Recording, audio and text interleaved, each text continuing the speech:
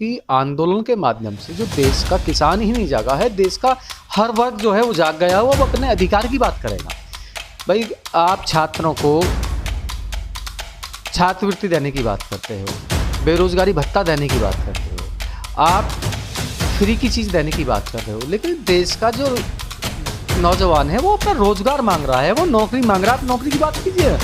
आपकी मंशा खराब है, आपकी मंशा ये है कि आप जो है बेरोजगारी भत्ता देने की बात करते हो, लेकिन रोजगार देने की बात क्यों नहीं करते हो? नमस्कार, आप देख रहे हैं बेबाक न्यूज इंडिया। हमारे साथ भारतीय किसान यूनियन के अध्यक्ष राजेंद्र यादव जी मौजूद हैं। उनसे बात करेंगे। चुनाव लगातार जो है उत्तर प्रदेश के अंदर चल रहा है और वहीं जो है सरगर्मियां जो है तेज हो रही हैं। नेता एक दूसरे पे जो है बयानबाजी कर रहे हैं, वहीं ट्विटर के माध्यम से, और एक दूसरे पे जो है सवाल उठाए जा रहे हैं लगातार। तो उनसे जानेंगे इस बार जो है चुनाव किस मुद्दे पे होगा और किसान किस तरह से देखते हैं उत्तर प्रदेश के चुनाव को। कर रहे हो कि भाई हम देंगे, इस चुनाव के बाद देंगे, तो अब से पहले आपने इस बारे में क्यों नहीं सोचा? ये सारी बातें जो हैं आपको चुनाव के समय क्यों याद आई? तो कहीं ना कहीं आप जो है भ्रमित करने की बात कर रहे हो, और देश का किसान जो है भ्रमित नहीं होगा। ये सिर्फ इनकी भूल है कि ये आप कोई प्रलोभन दोगे, आपके साथ चले जाएंगे, और इस तरीके से कुछ नहीं है, सिर्फ इनकी सोच है। उस सोच में इस बार किसान नहीं फंसेगा, किसान इनको जवाब देगा और आने वाली सरकार से भी जवाब लेगा। इस बार वोट की चोट से जवाब देगा, और आने वाली सरकारों से, सरकार बनने के बाद जिसने जितने वादे कर रखे हैं उन वादों के मुताबिक सरकार से जवाब लिया जाएगा। क्या देश के युवा वर्ग को, युवा पीढ़ी को आप जो है एक गुलाम बनाओगे? 1000 रुपये 2000 रुपये दे के, बेरोजगारी भत्ता दे के, क्या आप उसको एक तरीके से लाइन में लगाओगे कि भैया आओ और हाथ फैला के मांग के खाओ? आप उसको रोजगार की बात कीजिएगा, उसको नौकरी देने की बात कीजिएगा, जिससे देश का हर वर्ग खुश हो। तो उत्तर प्रदेश का जो चुनाव है इस समय बिल्कुल चरम सीमा पर है। लगभग 4 चरण का चुनाव हो चुका है, 3 चरण जो है अभी बाकी बचे हुए हैं। और उत्तर प्रदेश का जो चुनाव अपने आप में अहमियत इसलिए रखता है क्योंकि देश का सबसे बड़ा प्रदेश है, और राजनीतिक भौगोलिक स्थिति में देखा जाए तो इससे बड़ी चाहे लोकसभा हो चाहे विधानसभा की सीटें हों, इससे ज़्यादा है नहीं। क्योंकि अभी पिछले लंबे समय से किसानों ने जो है आंदोलन किया था, केंद्र सरकार के खिलाफ किया था, तीनों कृषि कानून को लेके किया था। वो अभी भी नाराज़गी जो बनी हुई है वो भारतीय जनता पार्टी के लिए बनी हुई है। और मैं ये कहना चाहूँगा बेबाक न्यूज़ इंडिया के से बात करते हुए कि ये जो आंदोलन पिछले कुछ समय में हमने देखा, जो 1 साल से भी ज़्यादा चला था, ये कहीं ना कहीं भारतीय जनता पार्टी के लिए नहीं, आने वाली जो भी सरकार है, प्रदेश स्तर की सरकार होंगी या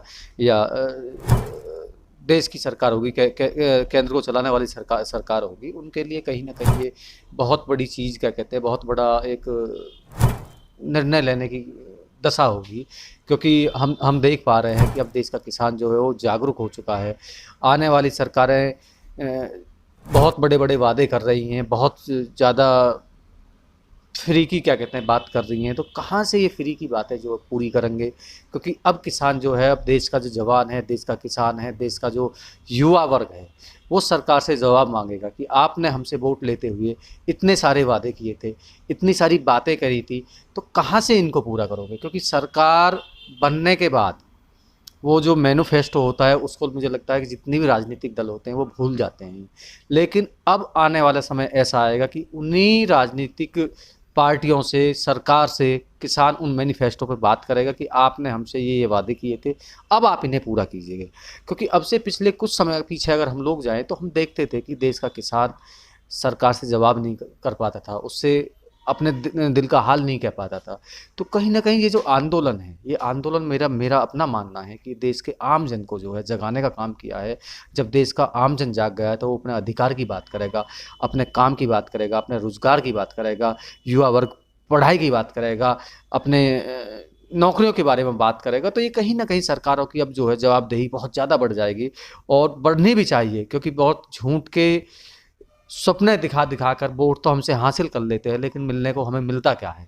मिलने को कुछ नहीं मिलता है, हमें सिर्फ मिलते हैं चुनावी झूठे वादे मिलते अब तो हैं। लगातार जो है भारतीय जनता पार्टी किसानों के साथ भी खड़ी है और किसानों के लिए ही जो है लगातार आवाज़ उठा रही है। उनके लिए जो है बिजली फ्री की बात हो या फिर घरेलू बिजली की बात हो या नहर बम्बों में पानी की बात हो, लगातार करते आ रही। क्या ये चुनावी चुनाव तक ही सीमित रह जाएगा क्या? चलिए, मैं इसके लिए मैं बता देना चाहता हूँ कि अगर भारतीय जनता पार्टी की बात करें, जो मैनिफेस्टो में इन्होंने दुनिया भर के फ्री की बातें जो कही है कि भाई बिजली भी फ्री कर देंगे हम, सिंचाई भी फ्री कर देंगे हम, तो आप पिछले 5 साल से है उसमें आपने क्यों नहीं किया?